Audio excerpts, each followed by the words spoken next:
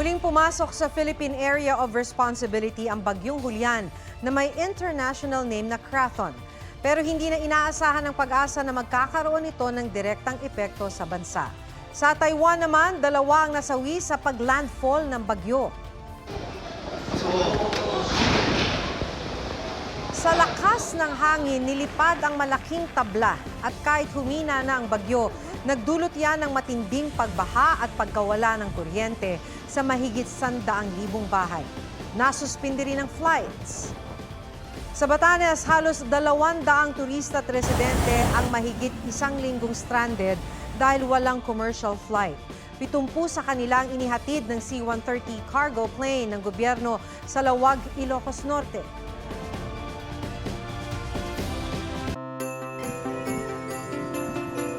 Excited ka na ba sa Pasko?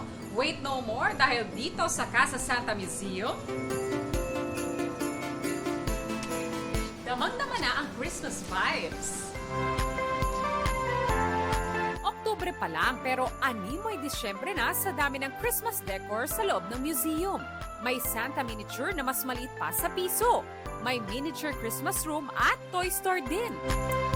May Santa Claus figurines na naka-international costume.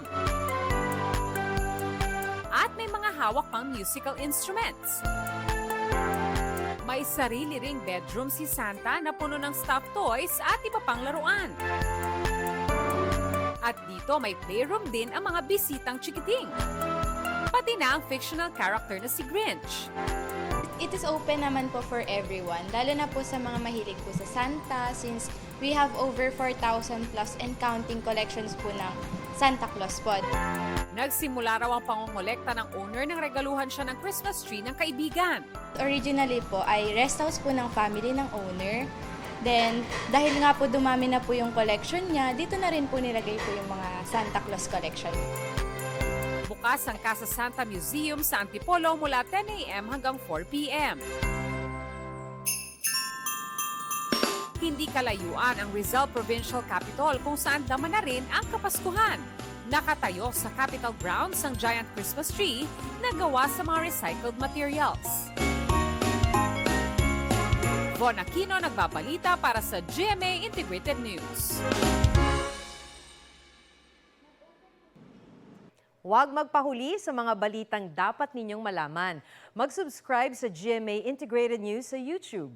Sa mga kapuso abroad, subaybayan nyo kami sa GMA Pinoy TV at sa www.gmanews.tv.